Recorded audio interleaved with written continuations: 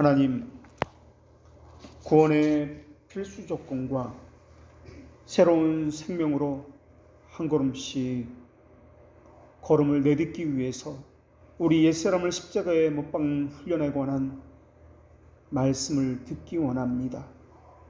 저희 안에 거짓과 속임으로 오염된 찌꺼기를 제거해 주시옵고 어둠 속에 가려진 기만을 드러내 주시어서 주께서 명하신 법령들이 들려지게 하실 뿐만 아니라 지켜지게 하시옵고 하나님의 영광을 선언하는데 부족함 없는 경건의 삶을 통해서 하나님의 자비하심이 교회에서 시작되었다는 것과 우리의 가정과 만나는 모든 사람들에게 비춰진다는 증거가 있게 하여 주시옵소서. 교회의 몸에 접붙여진 이후에 받아야 할 교훈과 상징으로 주어진 비유에 대해서 바른 깨달음을 주시옵고 거절당한 이들처럼 낯설게 대하는 것이 아니라 하나님께서 자녀에게 다정하게 대하듯이 은혜의 말씀을 만나게 하여 주시옵소서. 아브라함의 후손과 맺은 언약의 말씀이 이 땅의 모든 가시적인 교회에도 드러나게 하시되 접붙임을 거절하는 자들과 같지 않게 하시옵고 주께서 주시겠다고 약속하신 영예가 주의 거룩하신 이름과 함께 주의 참된 교회와 백성들과 또한 이 땅에 있는 모든 개혁교회의 지들 가운데 있게 하여 주시옵소서. 이 모든 것을 예수님의 이름으로 기도합니다. 아멘. 오늘 본문 말씀 로마서 13장 1절과 2절 말씀을 봉독합니다. 하나님 말씀을 경청하십시오. 각 사람은 위에 있는 권세들에게 복종하라. 권세는 하나님으로부터 나지 않음이 없나니 모든 권세는 다 하나님께서 정하신 바라. 그러므로 권세를 거스리는 자는 하나님의 명을 거스림이니 거스리는 자들은 심판을 자취하리라. 아멘. 사람들은 생각하기를 내 죄는 요만하니까 그 정도 가지고는 지옥 갈 정도는 아니다라고 생각을 합니다. 그러나 죄라는 것은 자기가 정하는 것이 아닙니다. 이미 정해져 놓은 어떤 표준이 있습니다. 그 표준에 그 잣대에 비추어 보아야 하는 것입니다. 그 표준에 미치지 못하는 것, 이것을 죄라고 이야기합니다. 자기가 생각해서 이 정도라고 하는 것은 이미 표준에 정해져 있는 것을 어겼다는 것과 그 표준을, 그 잣대를 무시한다라는 의미일 것입니다. 그 표준이 정해져 있다면 그 표준을 어겼을 때 해당하는 벌책이 있을 것입니다. 그런데 사람은 그 표준에 자신의 죄가 밝혀진다 할지라도 자신의 죄에 대해서는 가볍다라고 생각을 합니다. 국가가 법을 만들어낼 때에도 사람의 공동 생활을 하면서 정당한 시민으로 살아가기 위해서는 최소한의 이 정도는 지켜야 한다라고 해서 표준을 내놓게 됩니다. 그것이 성문법이든 관습법이든 아니면 사회의 일반적인 규준이든 그것을 지키며 살아갈 때 정당한 시민이다, 무응한 시민이다 라고 불리게 됩니다. 그것을 어길 때는 국가에서 그 사람을 죄인이다 라고 그렇게 다루게 됩니다. 그리고 그 표준을 범했을 때에는 국법이 정해놓은 바에 따라 국가는 그것을 집행하게 되어 있습니다. 벌금이 될 수도 있고 신체의 자유를 구속하는 자유형이 될 수도 있고 신체에 직접 해를 가하는 이를테면 곤장이나 태형과 같은 체형이 될 수도 있습니다. 아주 극악한 죄를 범한 경우에는 생명을 생명으로 갚게 되는 사형을 집행할 수도 있습니다. 그러나 어떤 사람이 다른 사람에게 악을 범했다 할지라도 개인이 사사로운 형벌을 가할 수 없게 되어 있는 것이 오늘날 형법의 원칙입니다. 개인이 개인에게 죄를 범했습니다. 그럴지라도 개인이 그 죄에 대해서 어떻게 사사롭게 형벌을 가할 수가 없습니다. 국가에 의뢰를 내서 고발을 해야만 합니다. 만약에 사람들이 각각 자기 법이 있어서 제 마음대로 사사로이 형벌을 한다면 그 세상은 질서가 없는 사회가 될 것이며 무법천지가 될 것입니다. 그래서 국가는 사사롭게 형벌하지 못하도록 표준을 만들어 놓고 그에 맞는 형벌도 집행할 수 있도록 그것도 만들어 놓았습니다. 그런데 이것의 시작은 하나님으로부터라는 것을 우리가 알고 있습니다. 하나님께서는 사람이 마땅히 이 땅에서 살아가야 할 그 표준, 기준을 세워서 사람에게 주셨습니다.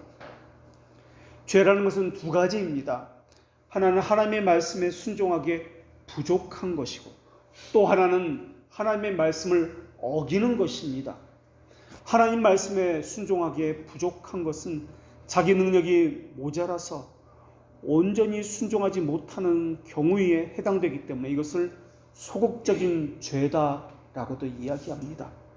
그리고 하나님의 말씀을 어기는 것은 하나님을 거역하는 것이기 때문에 적극적으로 하나님의 법을 지키지 않겠다 하는 강한 의지를 지녔다라는 것을 알 수가 있습니다.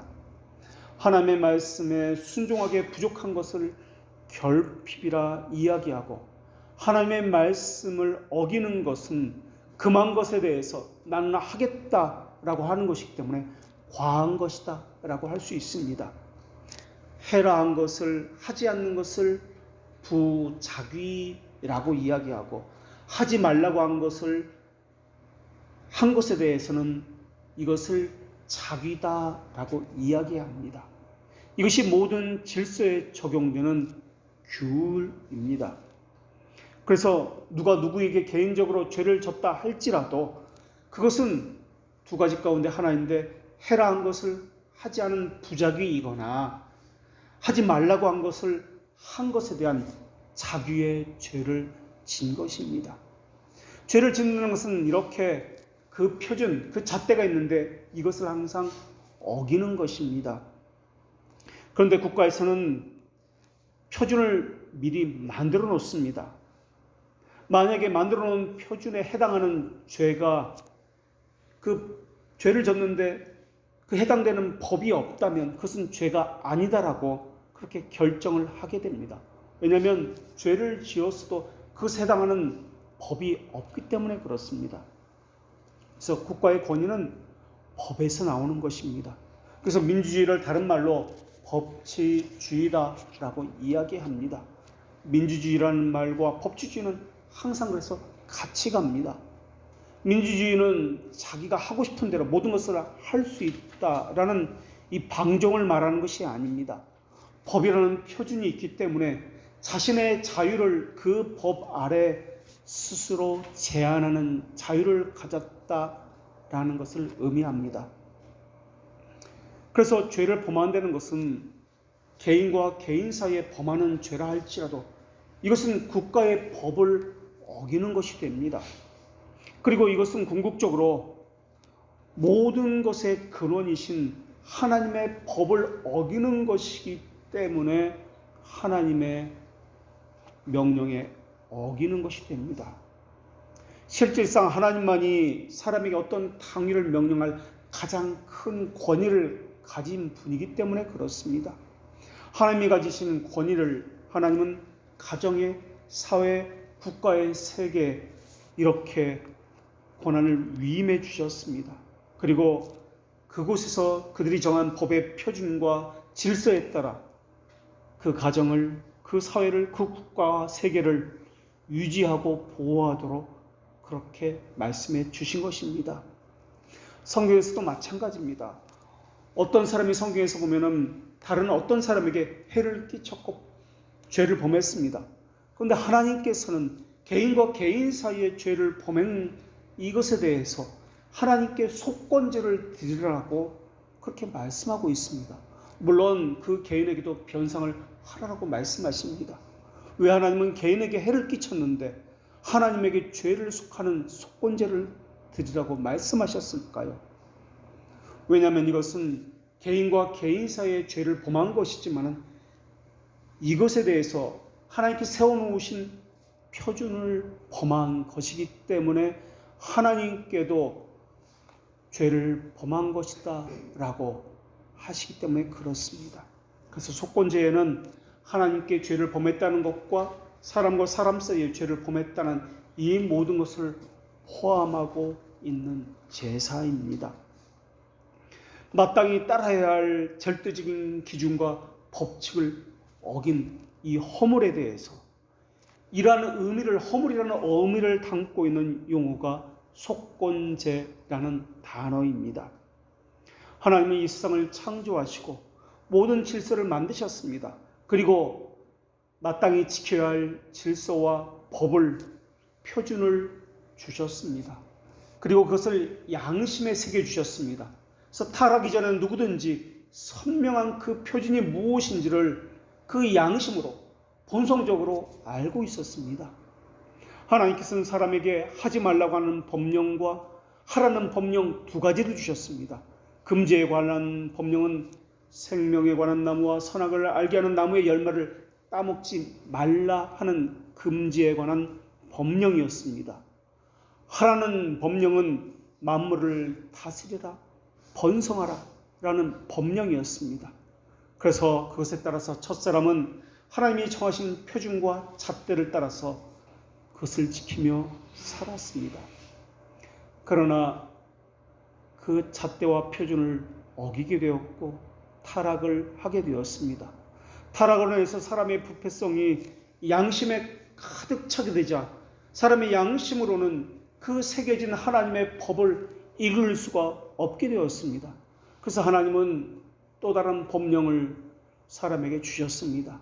이번에는 두 돌판에 하나님께서 직접 새겨주셔서 그 법령을 항상 가까이 하며 그것을 보고 지키라 라고 말씀해 주셨습니다. 그래서 그 법령을 영원한 법령이라고 말씀하시고 하나님의 법령이 새겨진 이 돌판을 만나와 아론의 지팡이와 함께 법궤 안에 두어서 하나님과 만나는 지성소 안에 두도록 그렇게 하셨습니다.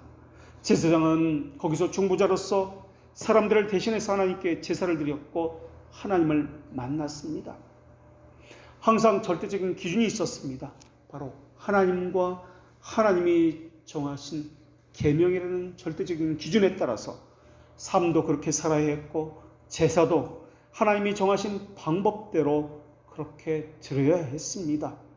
이 법령에서 어긋나고 벗어나면 이것을 죄다라고 이야기했습니다. 그래서 우리가 드리는 예배 역시 이 규정적 원리에 의해서 드려야 하는 것입니다. 여기서 벗어나면은 죄다라고 하는 겁니다.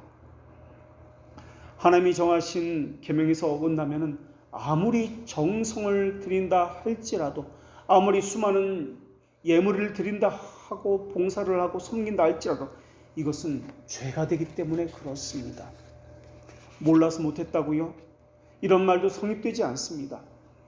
여호와의 계명 중 부지 중에 범한 자라도 속건제를 드리라라고 하나님께서 말씀하셨기 때문에 그렇습니다. 모르고 그렇게 했어도 하나님께 행한 죄이기 때문에 제사를 드려라라는 것이 성경의 말씀입니다. 그렇게 해서 죄의 문제에 대해서는 하나님 앞에 속죄제를 드리게 했고 어떤 허물을 범해서 사람에게 해를 끼치게 되었을 때는 속건제를 드리게 했습니다.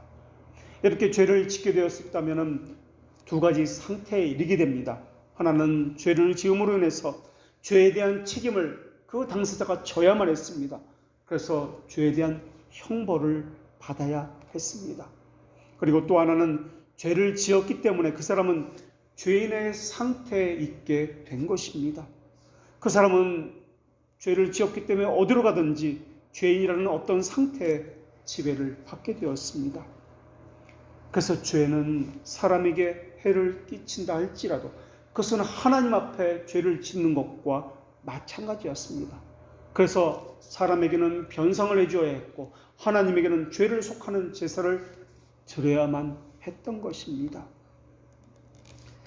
사람에게 해를 끼치는 것이었지만 하나님의 거룩한 명령을 파괴한 것에 대해서 책임을 져야만 했습니다. 그렇기 때문에 지극히 작은 죄 하나를 범한다 할지라도 정의의 절대 표준이신 하나님의 거룩한 명령에 대해서 어긴 것이기 때문에 하나님의 거룩한 법정에 서서 의의 판결을 받아야만 했습니다. 사실 우리는 죄와 악을 구별해서 사용하고 있지 않지만은 엄밀히 말하면 다른 사람에게 해를 끼친 것을 죄라고 말하지 않습니다. 악이라고 이야기합니다. 악이라고 하는 것은 죄에서 드러난 것을 악이라고 이야기합니다. 그러니까 다시 말하면 죄의 결과를 악이라고 이야기합니다. 죄의 증상이 악인데 인간은 누가 알려주지 않아도 선천적으로 악을 행함으로써 자기 안에 내재된 죄가 있다는 것을 늘 드러내 보여주고 있습니다. 그러니까 죄는 모든 만물의 절대 기준이고 표준인 하나님의 말씀에서 벗어나는 것을 이야기합니다.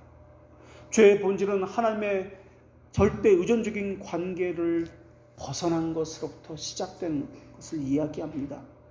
하나님께서는 천지를 창조하셨을 때, 사람을 지으셨을 때 창조의 질서를 가지고 사람과 관계를 맺으셨습니다. 사람은 하나님을 절대 의존하는 존재로 하나님께 사람을 지으셨습니다. 이것을 깨트리는 것이 죄이고 타락입니다. 그러면서 죄는 하나님과 상관없이 살아가기를 바라는 존재가 된 것을 이야기합니다.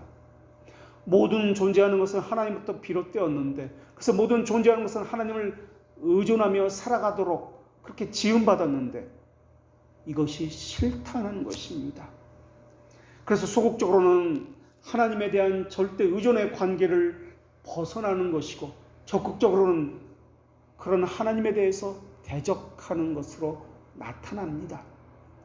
하나님을 향한 대적은 사람의 그 하나님의 지성, 의지에 대한 도전적 반응으로 나타납니다. 그래서 하나님의 말씀 틀렸다, 하나님의 성경 틀렸다, 하나님의 뜻과 의지가 틀렸다라고 도전적으로 대적을 함으로 드러납니다. 그래서 죄의 정체는 하나님을 향한 적대감입니다. 하나님이 싫습니다. 이유가 없습니다. 이러한 것을 반감이다라고 이야기합니다. 반감이라고 하는 것은 자신은 이곳에 어울리지 않는다는 정서적인 느낌 같은 것을 받습니다. 누가 뭐라고 하지 않았는데 자기 스스로 괜히 왔다, 난 이곳이 너무 어색해, 이런 정서적인 느낌을 받습니다. 이러한 것을 반감이라고 이야기합니다.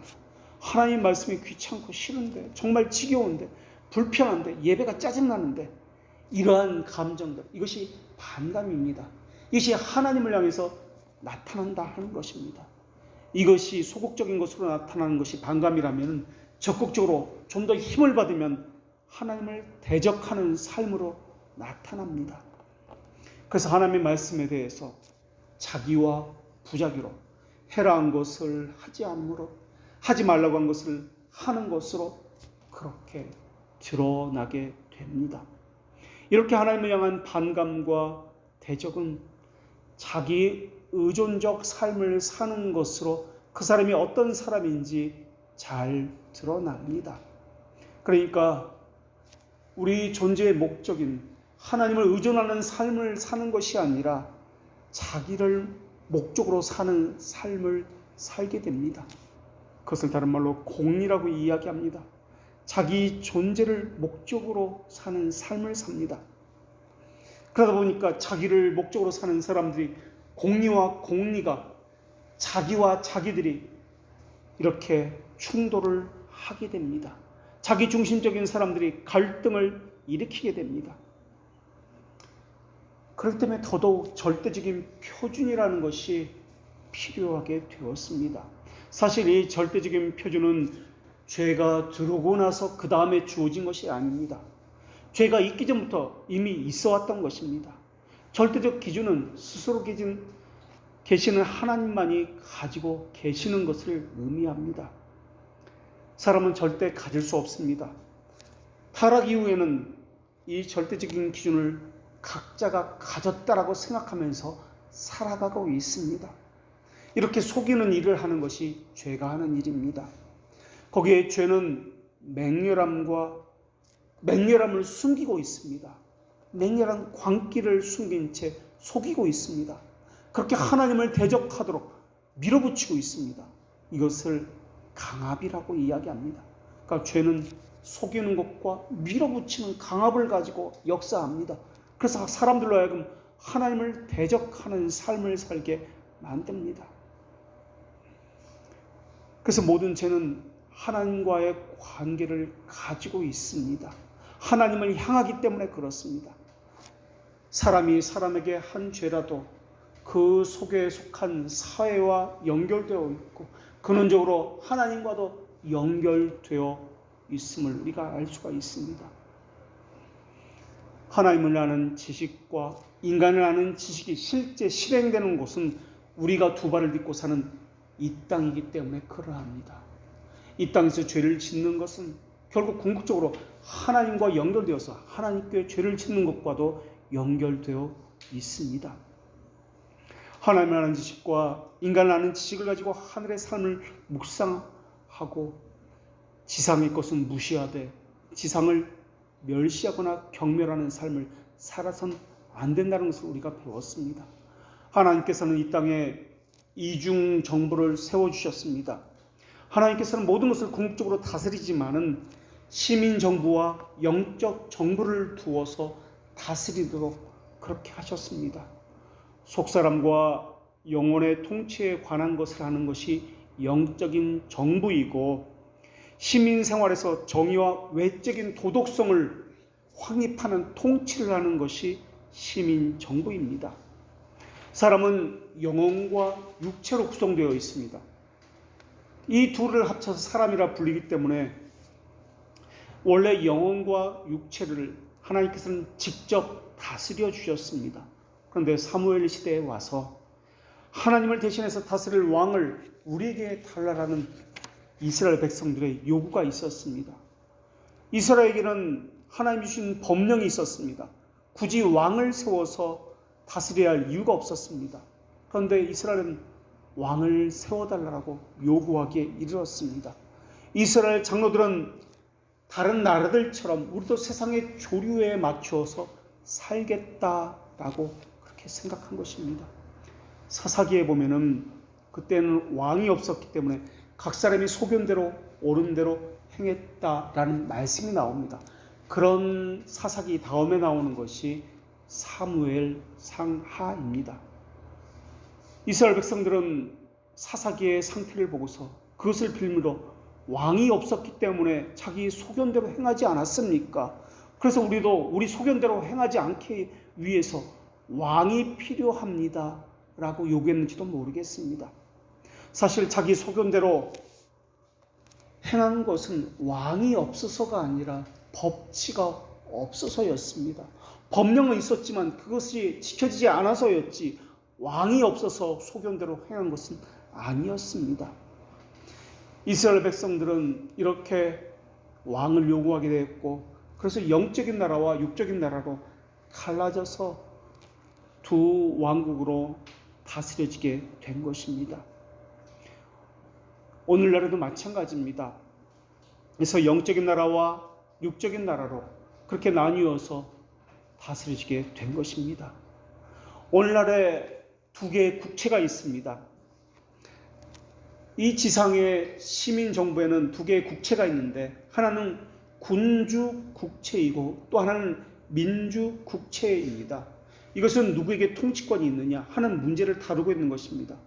군주 국체는 왕에게서 모든 것이 나온다라는 것이고 민주 국체는 전 국민에게 통치권이 있다, 주권이 있다라는 말입니다. 그런데 이 말은 국민 한 사람 한 사람에게 통치권이 있다라는 말이 아니고 국민이 결집해서 한 덩어리에 있을 때 통치권이 있다라는 말입니다. 그러니까 국민은 흩어져 있을 때는 통치를 받는 사람이 되고 합쳐서 함께 모여 있을 때는 통치하는 권력을 가진 사람이 된다라는 말입니다.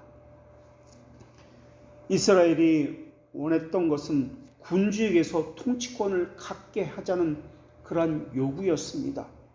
왕에게 통치권이 주어졌을 때 위험성이 무엇이냐면 왕 자신이 전제하고 절대 주권을 가지고 자기에게서 모든 권력이 나온다라고 생각할 수 있기 때문에 이러한 위험성을 가지고 있습니다. 자기 왕권이 하나님으로부터 받았다는 것을 잊어버릴 수 있다라는 위험성입니다.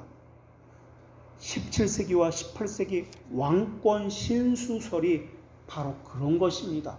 하나님은 잊어버립니다. 무소불위를 행하고 있는 것이 그 당시의 모습이었습니다.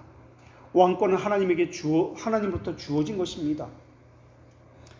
그런데 왕권 신수설은 왕은 하나님에 대해서만 책임을 지고 백성은 왕에게 저항해서도 안 되고 왕에게 절대 복종해야 한다라는 이론을 가진 것이 왕권 신수설입니다.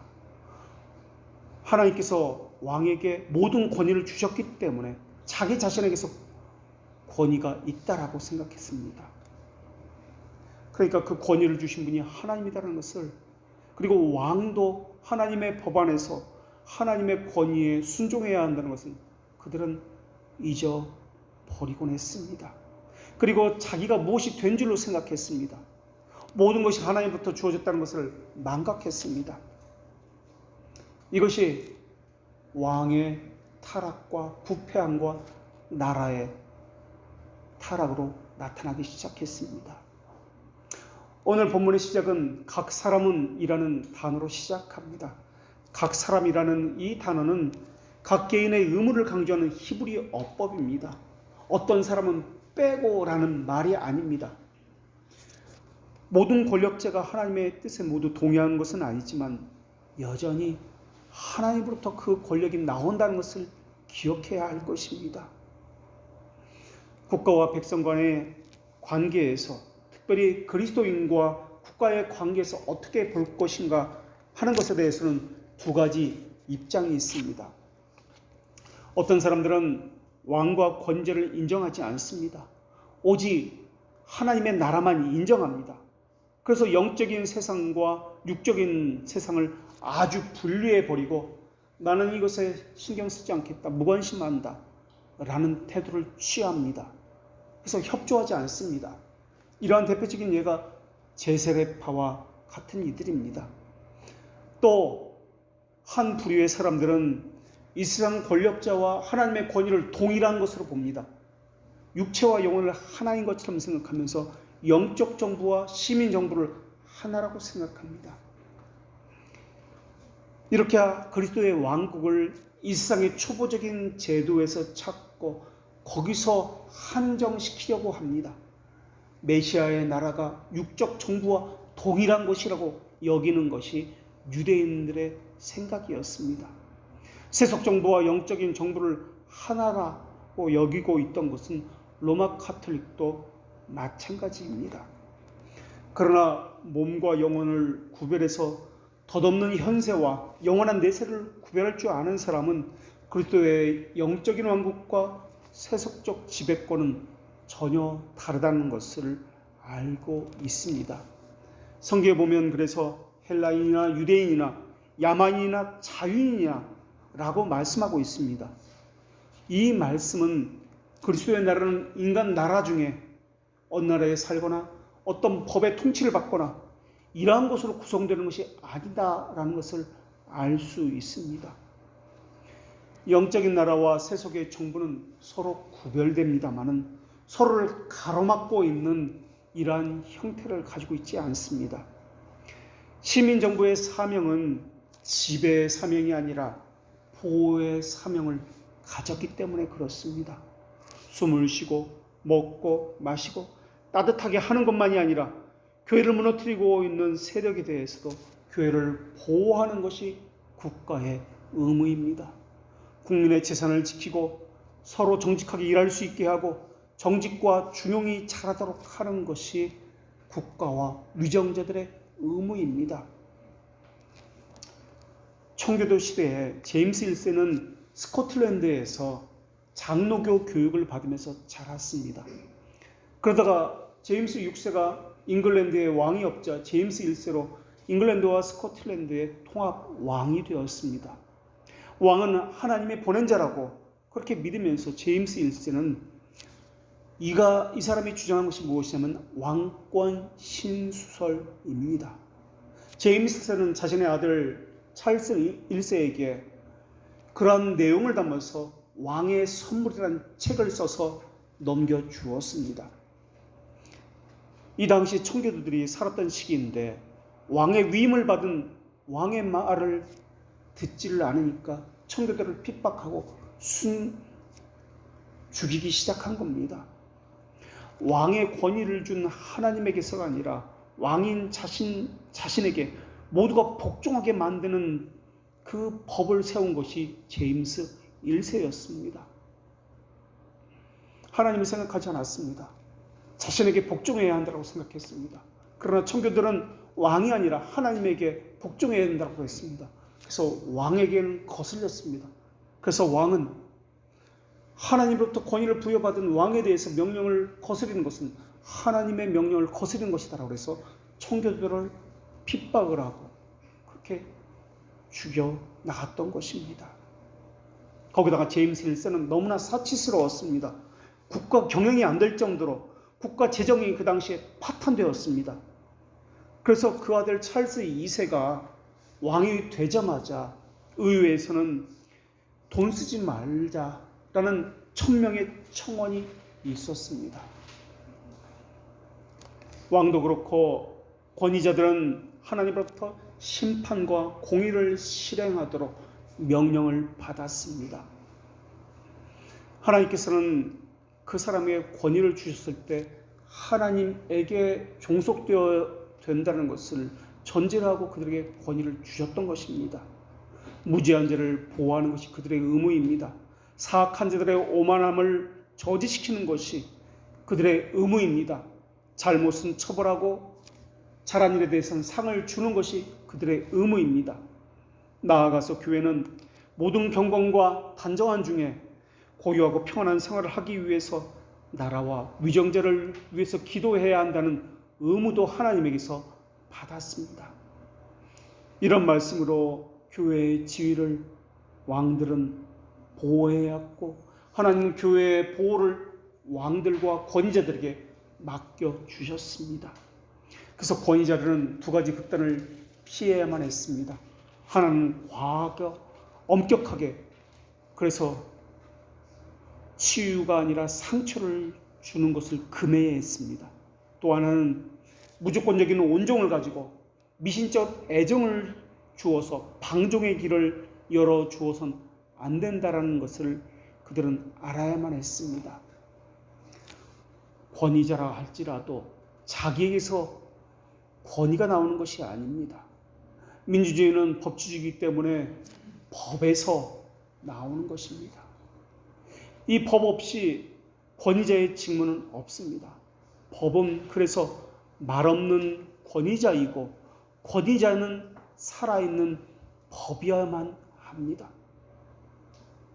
하나님께서 모세를 통해서 법령을 선포했을 때 세 가지에 관한 법령을 하나님께서는 이스라엘 백성들에게 주셨습니다. 도덕법, 의식법, 재판법입니다. 도덕법은 둘로 나눌 수 있는데 하나는 하나님께 드리는 예배에 관한 것으로 순전한 믿음과 경건을 드리라는 명령에 관한 것입니다. 또 도덕법의 또 다른 하나는 하나님의 뜻을 우리의 삶에 일치시키면서 살아야 한다는 영원한 규칙이었습니다. 이것을 하나님 사랑, 이웃 사랑이라는 말로 바꾸어 말할 수도 있습니다. 그리고 의식법은 하나님의 지혜를 명시한 것입니다. 하나님의 지혜가 드러난 것입니다. 비유로서 나타낸 것을 이야기합니다. 그래서 그 안에서는 그것이 의미하는 또 다른 뜻이 있는데 의식법에서 이 명시하는 비유 속에서 이것을 찾아내야만 했습니다. 그것을 찾아야 하는 것이 의식법입니다. 그것을 찾지 못하면 의식법은 우상 숭배가 될 수 있습니다. 의식법에서 찾아야 하는 것은 예수 그리스도입니다. 이 의식법은 완전한 시간이 올 때까지 이 땅에서 하늘나라를 바라보게 하는 하나의 훈련의 방법과 같은 것이었습니다. 그래서 의식법을 통해서 하늘의 상징을 바라보아야 하고 또한 훈련을 받게 하신다는 것을 우리가 기억해야 합니다. 세 번째, 하나님께서 이스라엘 백성에게 주신 것은 재판법입니다. 재판법은 하나님의 성품 가운데 공의, 정의의 형태를 상징적인 어떤 것으로 주신 것을 의미합니다. 그래서 하나님의 공의, 정의가 드러나야 합니다. 이것이 재판입니다. 이렇게 하나님께서는 도덕법, 의식법, 재판법을 우리에게 주셨는데 도덕법의 형태는 바뀔 수 있습니다.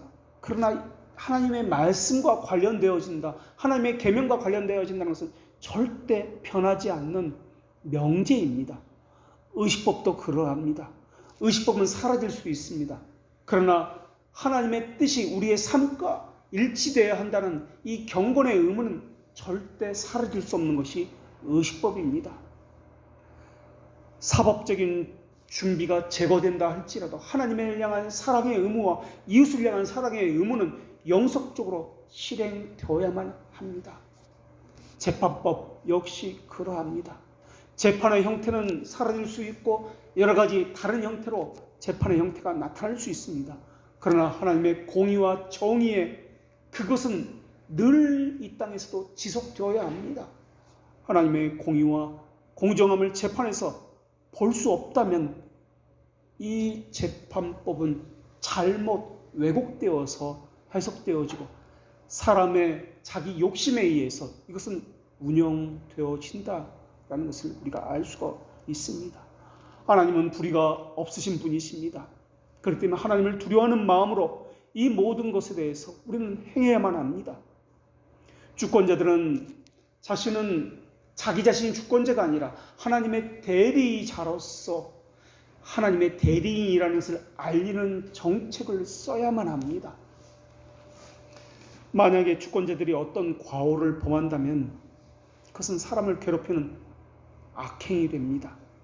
그리고 하나님의 거룩한 심판을 더럽히는 악행이 됩니다. 하나님의 공의를, 정의를 더럽히는 것이며 하나님의 뜻을 더럽히는 것이 됩니다. 그렇기 때문에 위정자들은 반드시 두 가지 것에 관심을 가져야 합니다. 어떤 법이 제정되어야 하는 것인가? 이 어떤 법이 제정되어야 하는 것은 하나님의 성품과 관련시켜서 하나님의 계명과 관련시켜서 바른 법이 제정되어야 한다는 것과 관련 지어야 하는 것입니다. 또 하나는 위정자들이 관심을 가져야 하는 것이 무엇이냐면 이 바른 법이 제정되어야 하는 것과 함께 이 바른 법이 어떻게 공정성 있게 집행되어져야 하는지에 대해서 관심을 가져야 합니다. 나라에 따라서 문화와 환경에 따라서 다양한 법령들이 나라마다 민족마다 사회마다 나올 수 있습니다. 그러나 그 법이 하나님의 계명과 공의와 공정 속에 목적을 두고 있다면 그 다양성은 크게 문제가 되지 않을 것입니다. 집권자가 벌을 주는 것, 이것은 자기 마음대로 하는 것이 아닙니다. 하나님의 공정함을, 공평함과 정의를 다시 이 땅에 실현하는 것에 불과할 뿐입니다. 하나님의 공정함은 하나님으로부터 나온 것입니다. 그래서 이 땅에서의 공정함도 하나님으로부터 나온 것입니다. 그렇기 때문에 그리스도인들은 권위자의 직무를 하찮은 것으로 여겨서는 안 될 것입니다. 왜냐하면 그들의 직무는 하나님으로부터 나온 것이며 그들의 행함은 하나님의 속성과 관련되어지기 때문에 그러합니다. 그런데 이러한 것을 하찮게 여기는 사람이 있습니다. 제 세례파들이 그러합니다. 그들은 세상법과 영적인 법이 다른 세계에 있다고 생각하기 때문에 그렇습니다. 그래서 그들은 세상법에 관심이 없고 무시합니다. 그런데 성경에는 그렇게 말씀하지 않습니다. 사도 바울은 자신을 하나님의 종이라고 분명히 선언하고 있습니다. 그러면서 동시에 자신에게 가해진 불법적인 행동에 대해서 사법적인 절차를 밟고 있습니다. 사법적인 호소를 하고 있습니다. 사법적인 호소는 법을 올바로 사용하는 자에게만 합법적이라는 것을 우리가 알 수 있습니다. 상처를 입히거나 복수하고자 하는 마음을 품지 않고 자신을 변호해야 합니다. 옳고 선한 것을 요구하면서 자신의 권한을 바르게 유지해야 합니다. 바울은 소송을 좋아하는 성품은 배척했습니다. 그러나 소송 자체는 배척하지 않았습니다. 오히려 바울은 법정에서 자신이 로마 시민임을 밝혔습니다. 그것을 주장하면서 불우한 재판관의 재판은 피하고자 가이사의 법정에 호소를 했던 것입니다. 이것은 그리스도인에게 복수심을 품지 말라고 했던 명령과 모순되지 않습니다. 그것은 정당한 것입니다. 하나님께서는 우리 행복을 위해서 사람을 시켜서 하나님의 대리자를 시켜서 원수를 갚아주시는 분이 하나님이십니다. 그리고 우리에게는 너희들이 직접 원수를 갚지 말라라고 말씀해 주셨습니다. 그것과 함께 복수심도 품지 말라라고 말씀해 주셨습니다. 그렇기 때문에 법관이 하는 이 복수는 사람이 하는 복수가 아니라 하나님께서 하시는 복수요 정의임을 우리가 알아야 합니다. 그래서 의롭고 경건한 사람은 악인이 선하게 되는 것을 바라고 원하고 있습니다. 그래서 악인이 행하는 악의를 참고 견딜 수 있는 각오가 있어야만 합니다. 그래야만 악인이 회개해서 선함으로 선의로 돌아올 수 있기 때문에 그러하며 악인의 악을 반면교사 삼아서 스스로 악인의 무리에 가담하지 않을 수 있기 때문에 그러합니다. 그래서 의롭고 경건한 사람은 아무리 악한 사람이 위정자가 되고 법관이 된다 할지라도 그 악행에 대해서 참고 견디고 하나님의 뜻이 드러나기를 기다릴 줄 아는 인내가 있어야만 합니다. 그리고 이 교훈들은 밖에 나타나는 행위보다는 속마음의 마음의 준비 상태에 관한 것을 지적하고 있는 것임을 알 수가 있습니다. 사도 바울이 정죄한 것은 고린도 교회에 퍼져 있는 그 난무하는 법정 소송에 대해서 지적한 겁니다. 그것으로 인해서 불신자들은 교회에 대해서 비방하기 시작했습니다. 너희들이 가진 복음이 무엇이냐, 신앙 고백이 무엇이냐 라고 비방을 합니다. 이것이 흠이 되기 때문에 고린도 교회에 퍼져 있는 수많은 법정 소송들을 금했던 것입니다. 그래서 그리스도인들에게 법정으로 가는 것보다 일정 부분 자신의 권한을 포기하는 자세를 가져야 합니다 라고 말을 했던 것입니다. 최선의 권면은 사랑이었기 때문에 그러합니다. 사랑을 떠나서 논쟁하는 것, 이것은 불의하고 불경건합니다. 그리스도인은 왕과 권위자에게 공경의 자세와 두려움의 자세를 가져야만 합니다. 유명한 언약도, 스코틀랜드 언약도 사무엘 러더포드는 왕과 법이란 아주 유명한 저서를 지었습니다. 교회와 국가의 관계, 법과 관련돼서 왕과 법이라는 책을 썼는데 왕이 하나님의 저버리는 엄청난 죄를 범했을 때 그리스도인들은 어떻게 할 수 있습니까?와 관련된 그러한 책입니다. 소위 말하는 구테타를 할 수 있다라고 이 책에서 말하고 있습니다. 그러나 모든 사람이 할 수 있지는 않다라고 또한 이 책에서 말을 하고 있습니다. 소위 왕을 지키는 입법을 하는 의회라든지 이러한 권한이 있는 정치인은 왕을 폐위시킬 수 있다라고 이야기합니다. 그러나 국민이 하는 것은 인정하지 않습니다. 왜냐하면 그 왕은 하나님으로부터 주어진 권위자이기 때문에 그렇습니다. 그런데 그 왕이 하나님의 권위를 남용하고 잘못 사용해서 악하고 불법적으로 사용한다면 그 합법적인 위정자들이 하나님을 대적하는 그 사람을 폐위시키고 하나님의 합법적인 권위를 가진 사람을 세울 수 있다라고 본 것이기 때문에 그렇습니다. 그렇다면 이것을 오늘날 교회에서의 많은 분쟁들에 적용을 해볼까요? 목사가 잘못한다고 했을 때 교인들은 3분의 2의 찬성으로 결정을 하고 목사를 쫓겨납니다. 또는 목사를 새로 데려오곤 합니다. 이것은 합법일까요? 불법일까요? 노예의 청원을 해서 하나님으로부터 합법적인 권위를 부여받은 사람에 의해서 그렇게 해야만 합니다. 모든 것을 합법적인 절차에 따라서 권위를 부여받은 자가 해야만 합니다. 성찬식을 한다고 할지라도 집내 목사가 마음에 안 든다고 난 싫습니다. 거부하는 것이 있을 수가 없습니다. 세례나 성찬을 베푸는 것은 중요하지 않습니다. 베푸는 자가 중요한 것이 아니라 받는 자의 믿음이 중요합니다. 하나님의 말씀을 듣는 것도 마찬가지입니다. 나는 설교자가 싫어. 마음을 아예 닫아버리는 경우도 있습니다. 전하는 자가 중요한 것이 아니라 그것을 받는 자의 믿음이 더 중요하고 또한 성령님의 그 주시는 그 하나님이 더 중요합니다. 그리스도인은 권위자에게 복종을 해야 합니다. 그것이 선한 권위자이든 악한 권위자이든 마찬가지입니다. 요즘 세금 고지서가 나오는데 국가가 유지되는 것은 세금으로 유지됩니다. 세금을 내는 것에 있어서도 마찬가지입니다. 세금과 곡물은 합법적인 군주의 수입원입니다. 공적 필요를 위해서 각종 조세와 곡물을 부과하는 것이 국가의 의무입니다. 그러나 곡물과 조세는 백성들의 피와 같은 것입니다.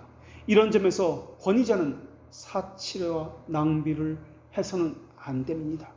무엇을 행하든지 순전한 양심으로 행해야 합니다.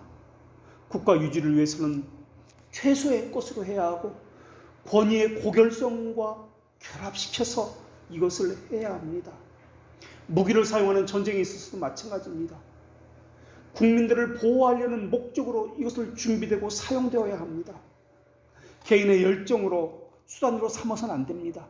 개인의 감정적 수단으로 무기와 전쟁을 사용해서도 안 됩니다.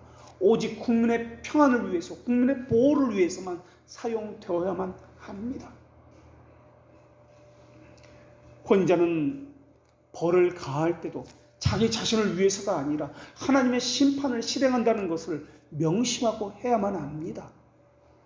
그리고 그리스도인들은 복종하는 채 하는 신용만 하지 말고 성심껏 복종하는 것을 증명하기 위해서 권위자들의 번영과 안전을 위해서 하나님께 기도해야만 합니다. 하나님은 권위자를 향한 어떠한 경멸도 용납하지 않으시는 분이십니다. 그렇기 때문에 그리스도인은 공적 업무에 간섭하거나 권위자의 영역에 침범해서는 안 됩니다. 각 개인은 복종하는 데에만 힘을 써야 합니다. 권위자의 명령은 공적 명령을 받아서 내리는 것이기 때문에 그렇습니다. 그렇다면 불의한 자에게 복종하는 것이 그리스도의 의무입니까? 예, 그렇습니다. 불의한 자에게도 복종하는 것이 그리스도인의 의무입니다. 어떤 시대에는 모든 임무에 부주의한 자가 있었습니다. 모든 권한, 모든 특권, 모든 재정, 모든 판단을 악용하는 그러한 권위자와 왕이 항상 있어 왔습니다. 사람들은 이러한 불의한 권위자를 합법적인 명령을 내리는 군주라고 인정하지 않았습니다. 그럴지라도 그리스도인은 복종해야만 합니다. 성경이 우리에게 추천하는 고결성을, 권위를 그들이 갖지 않았습니다. 그래도 그렇게 해야만 합니다. 아무리 부당한 일을 시키고 잔혹한 행위를 일삼는다 할지라도 복종해야만 합니다. 물론 사람의 마음은 독재자를 징후합니다. 통렬한 비난을 보내는 것이 당연합니다.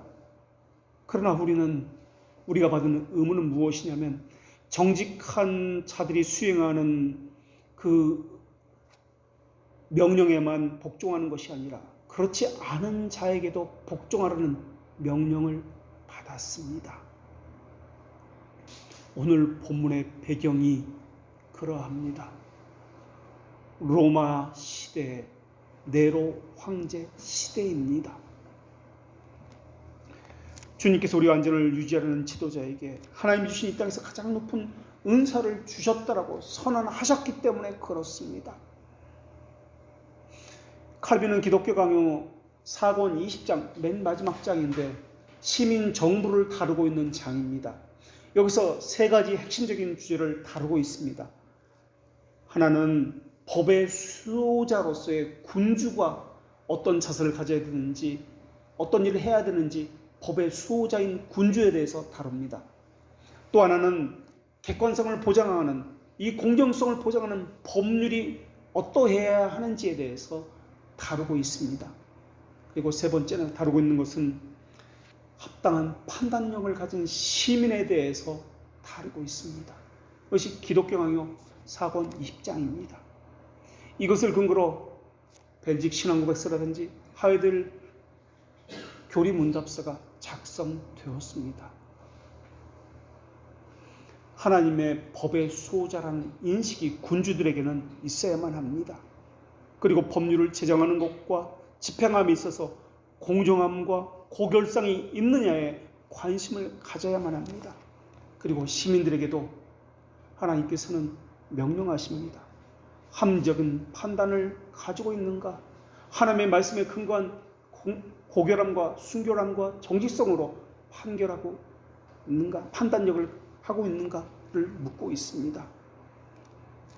칼빈은 무정부주의자를 주장하던 제세례파는 달랐습니다. 합법적인 정치적인 직위를 가진 사람들이 시민 정부를 위해서 일하는 것을 적극적으로 지지했습니다. 세속 정부의 통찰을 하나님의 대행자라고 보았기 때문에 그러합니다. 그리고 그들이 행하는 직무를 거룩하고 명예로운 소명이라고 보았기 때문에 그렇습니다. 칼빈은 더군다나 능동적인 저항권도 인정했던 입장이었습니다. 다만 어떻게 하나님의 권위를 바르게 대행하느냐에 관한 것은 또 다른 문제라고 이야기했습니다. 독재로 왕이 방종한다 할지라도 그것을 국민이, 사람 개개인이 제어해서는 안 됩니다. 그에 합당한 권리를 가진 그 사람만이 그 권한을 가졌습니다. 그래서 그리스도인은 불의한 왕을 위해서라도 기도하라는 명령을 받았습니다. 이스라엘 백성은 모든 재산을 약탈당했습니다. 나라를 빼앗겼습니다. 추방당했습니다. 불의한 정복자 앞에서 억압당하고 있습니다. 그런데 오늘 본문에서는 그를 위해서 기도하라는 명령을 받았다. 순종하라, 복종하라 라는 명령을 받았다는 것을 기록하고 있습니다. 다니엘 시대에 다니엘이 그랬습니다. 느헤미야 시대에 느헤미야가 그랬습니다. 불법적인 정복자에게 복종했습니다. 우리를 핍박하는 자들을 위해서 기도하는 것을 명령받은 것은 아닙니다. 우리가 위정자를 위해서 기도하라는 명령을 받은 것은 하나님의 나라가 안전하게 평화롭게 보존되기를 위해서 기도하라는 명령을 받은 것이기 때문에 위정자를 위해서 기도하는 것입니다. 위정자 개인을 위해서 기도하라는 뜻이 아닙니다. 하나님의 나라와 나의 신앙을 위해서 기도하라는 명령을 받은 것입니다. 그리고 하나님은 남의 의무를 묻지 말고 내 자신의 의무를 물으라고 말씀하셨습니다. 불경건하고 방종하는 군주에서 핍박을 받는다면 그들의 오류를 잡기 이전에 먼저 너 자신의 오류를 잡고 기억하라 라는 것이 하나님의 말씀입니다. 하나님은 이런 방식으로 우리의 경솔함을 제갈 먹이시는 분이십니다. 겸손으로 무장하게 하시는 분이 하나님이십니다. 바로의 압제 아래에 있을 때 이스라엘 백성들을 하나님은 그냥 두셨습니다. 왜 그렇게 하셨는지, 오랫동안 내버려 두셨는지 그것은 모릅니다. 하나님의 깊으신 뜻이 있었다고 보여집니다. 바로의 압제 아래, 또 로마의 압제 아래, 바벨론의 압제 아래 페르시아의 압제 아래 있었습니다. 그 안에 우리가 보지 못한 무엇이 있기 때문에 하나님께서는 그 압제와 정복자의 칼날 아래 숨죽이며 살라라고 그렇게 하셨던 것입니다. 고삐 불린 주권자에게 하나님이 직접 복수하실 것이기 때문에 고통과 핍박 외에 어떤 명령도 주어지지 않았다고 불평해서는 안 될 것입니다. 우리가 보기에는 그들은 너무나 불의합니다. 너무나 억압하고 너무나 우리를 압제합니다. 그러나 하나님은 그 주권자를 향해서 어떤 의도를 가지고 계셨습니다. 그리고 어느 부분에서는 그 억압하는 주권자가 하나님의 사역을 어느 정도 감당하고 있기 때문에 그냥 내버려 두시고 계시는지도 모르겠습니다. 마치 바로가 하나님의 영광을 드러내기 위해서 그때까지 악한 일로 자신의 강팍함을 계속해서 드러내었던 것처럼 말입니다. 하나님의 목적을 어느 부분에서 그 악한 정복자도 실행하고 있다고 보여지기 때문에 하나님께서는 지금까지 그들을 내버려 두셨는지도 모르겠습니다. 그리고 어느 부분에서는 이스라엘 백성들이 희생을 당해야 했습니다. 청교도들이, 언약도들이, 위근호들이 어느 부분에서는 불의한 이 왕의 압제 때문에 희생을 당해야 했습니다. 재산을 빼앗길 수도 있었습니다. 신체적 결박이나 실체적인 상해를 당할 수도 있습니다. 심지어 목숨의 위협을 받고 생명을 빼앗긴 적도 있습니다. 그럴지라도 합법적인 권위를 받은 사람에게 그 심판을 맡겨야만 합니다. 우리가 직접 해서는 안 됩니다. 권세자들이 경건하지 않다고 우리의 변명거리로 삼을 수는 없습니다. 성경 대부분에서 말씀하시고 있는 이 권세자들은 폭군이었고 박해자였고 이교도들이었습니다. 그런데도 불구하고 복종하라라는 것이 하나님의 말씀입니다. 우리 입장에서는 그들은 이교도고 들어서는 안 되는 폭군이었고 그들의 명령에 따라서는 안 되는 독재자였습니다. 그러나 하나님의 입장에서 보면은 하나님의 사역에 어느 정도 어떤 식으로든 기여하는 사람이라고 보았기 때문에 어느 정도까지는 내버려 두었던 것입니다. 그렇기 때문에 우리는 하나님의 법이 우선이라는 것을 늘 기억해야 하고 사람의 법보다 하나님의 법을 더 두려워해야만 합니다. 그렇기 때문에 선지자들이나 경건한 사람은 왕의 칙령을 받았지만 이 왕의 칙령이 하나님의 법과 어긋났을 때에는 아무리 왕의 법과 국가의 법령이라 할지라도 세상의 법을 따르지 아니하고 하나님의 명령을 따라갔습니다. 모든 질서는 하나님으로부터 그렇게 시작되었기 때문에 그러합니다. 기도하겠습니다.